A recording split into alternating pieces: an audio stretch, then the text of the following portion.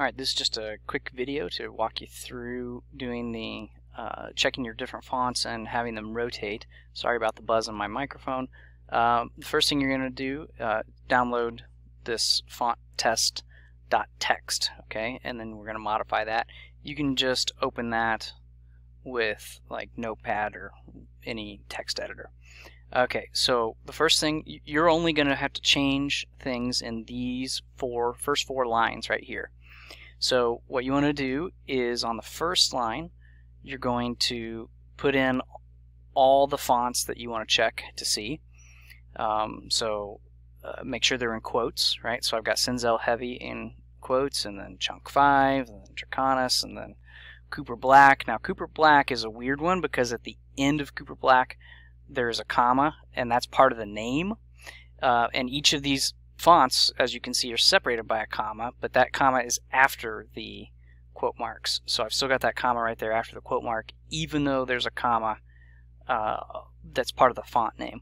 So just change all these font names, list as many as you want, and then in your GIMP file, you're going to use the name. You're going to have to name your text box and put that name here. So what do I mean by that? Well, let's say this was the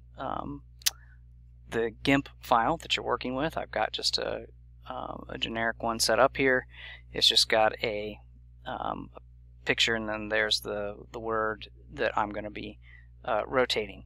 Now this your text, to get it set in the right spot, you want to make sure that it's basically in the area that you want it to be when it rotates, right?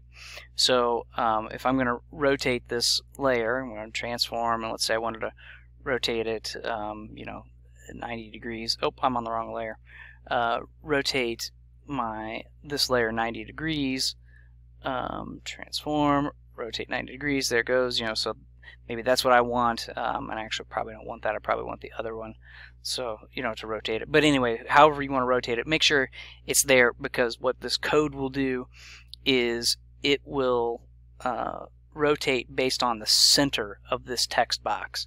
So if you take a look, like when I grab this, can you see right there that little thing popping up? That's the center, and so it's going to rotate it from that place every time. Okay, so you just want to make sure you've got this placed ahead of time, and then you got to name this right here. Okay, so let's say that it says Samurai right there, and I'm going to name this, font test text box, or whatever you want to name it. Okay, it doesn't matter, but you name it that, and then whatever you put in here exactly has to be in this right here. So for the text box name, so I've changed the name to font text. Nope, text, not test. Oh no, I did say test. Sorry, test text box. Okay, and then your angle measurement. So you can use positive or negative, but I would just use positive. So a 90-degree turn was not what we wanted. So 270 is going to take this and turn it so that it's reading up. So we'll say Samurai from the bottom to the top will be a 270-degree turn. A 90-degree turn would be Samurai with the S up here reading down. So you can change this to 270 to 90 to 180 to 72 to 45, whatever angle you want, you can put that in there. And then the last thing you need to change is where are we going to save this. So I'm going to save it right on my desktop in this folder that I have here, font test folder. That's where I'm going to save it. So I've got that in quotes. Okay, so once you have put in all the fonts that you want to check and made sure that you've got the name of the text box field there, the angle that you want to rotate it at, and the place that you want to save, that's all you got to change.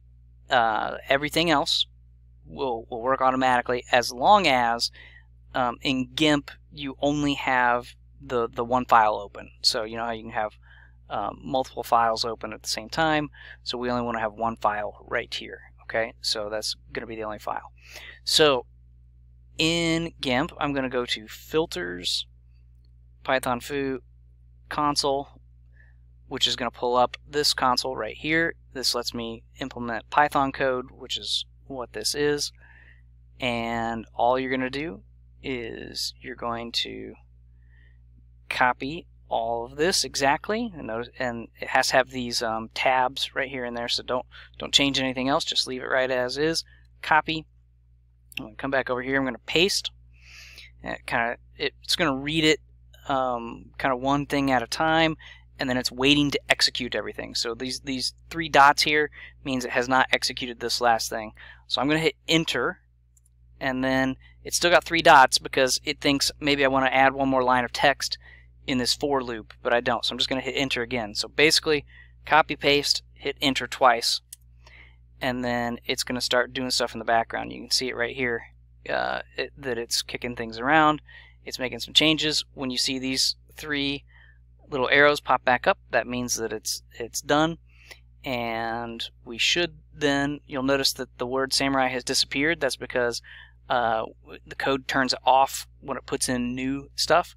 And so then back in our folder, there we go, look at that. We've got all the different varieties of fonts that we have there, and we can take a look at each of those images. It's just saving them as a ping at your default settings. And so then you can take a look at those and see which one you like the best. So if you want to try 5 fonts, you want to try 10 fonts, you want to try 100 fonts, however many you want to try, just list them in that array at the beginning, and it will print out that many pictures so that you can take a look and see which one is your preference without having to put them in and rotate them one at a time. You'll just have to type out all of the fonts exactly as you want. That's going to be the hang up. So hope that helps.